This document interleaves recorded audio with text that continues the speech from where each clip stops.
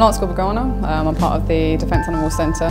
My job is to detrain dogs to get them ready for a civilian population. They've saved countless lives, so they've done their duty. That little bit of time that they have left, why not give them that peace of mind to be a civilian, to be a pet? When the dog can't do his job any longer, but he's done his bit for his country, that dog goes for a series of tests to see if the dog is suitable for a live cast from the army to go to a home. It should never be forgotten how close a bond we get with our dogs. Certainly even in my career, when I've had a number of dogs have been in positions that have saved my lives. They've found something that I might walk on, or they've found something that's going to hurt me, or they've defended me against someone who's going to hurt me. So we have a huge reliance on our dogs, a huge trust, and a huge bond is grown over a period of time. I had a Springer Spaniel for a number of years that lived with me until he died at 14 and a half. Followed me around the world, came to Cyprus, Germany, Kosovo, Iraq, Northern Ireland with me. And he saw his last 4 or 5 years in Civvy Street with me, by the fire, having a wonderful time. It should never be underestimated, the bond between the dog and the handler. And these dogs, the dogs that we select for live casting, they're a dog that aren't going to be aggressive towards people. We hope will fit into a civilian environment as long as the right dog is selected for the right person. The dog has the right to retire, just like we have the right to retire.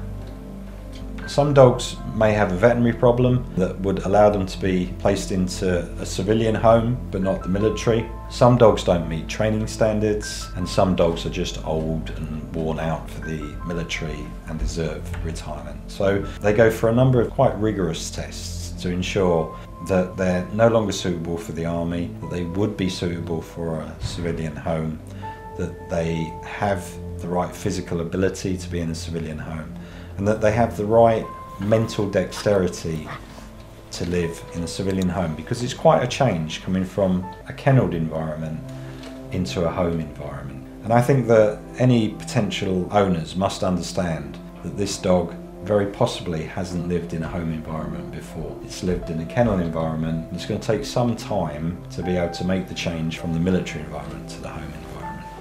And we'd make every effort possible to ensure that a military working dog can go to a civilian home. And that is a primary concern for us at the Defence Animal Centre. And it's something that I've got a large amount of people working on 365 days a year, 24 hours a day. When a military working dog comes to the end of its service, it will come up from the canine training school to us at DPS. We'll do a behavioural assessment, find out whether it accepts being groomed with a muzzle on, go to the vets with a muzzle on, how it socialises with other dogs, and that kind of thing. Antagonistic training is the closest way that we can get to being what a dog would experience from a child. I will touch it in places like a child would, gently pulling its ear, things like that. So I will do the action, which is touching its ear. I will mark it with a click, and then I'll give them a reward. Then we can do things like take them back to our rooms, show them in a home environment. It starts off normally, we take them into the brew room. It's never seen a sofa before or a TV. And then we have some mock-up houses, so we can take them to those areas and stay over at night. The dog can then get more extended time in a home environment. You can see that they really, really enjoy the detraining process. They've done this hard graft for all these years, and now they just get to spend that time being a pet. We'll do socialisation training with humans, socialisation training with other dogs, just so that we can create it into a pet.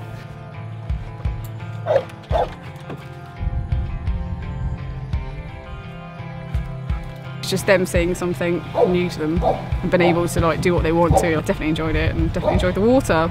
Boris, I've been told, doesn't go in the water, and he clearly did. He clearly really enjoyed it.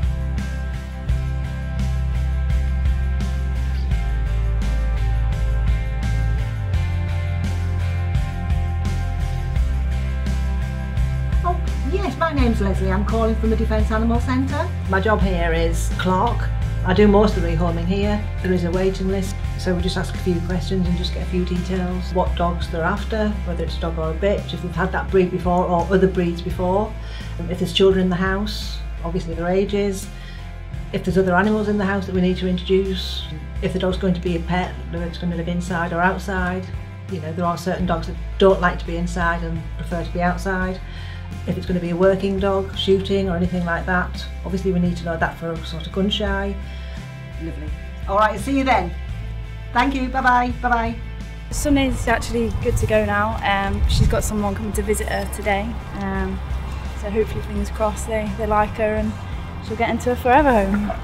We've come here today to see a dog, to look at rehoming a dog. What would be more worthy than a dog that's put its life on the line every day? She's absolutely great. A lovely bouncy dog, so I just want to sort of get out with her and just sort of have lots of fun with her, and then her be able to curl up in front of the fire and rest her bones now. She's worked so hard for her country. Now I think she deserves a luxury retirement, a fire, a warm cosy bed, lots of toys and fuss, and just really, really happy days.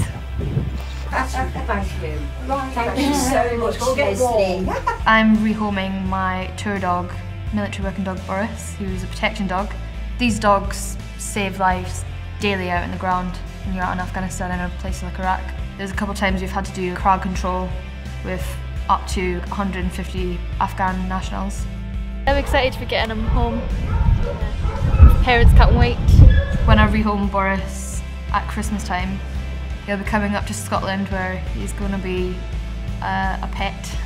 He's going to chill out, go for long walks, enjoy the last few years of his life really.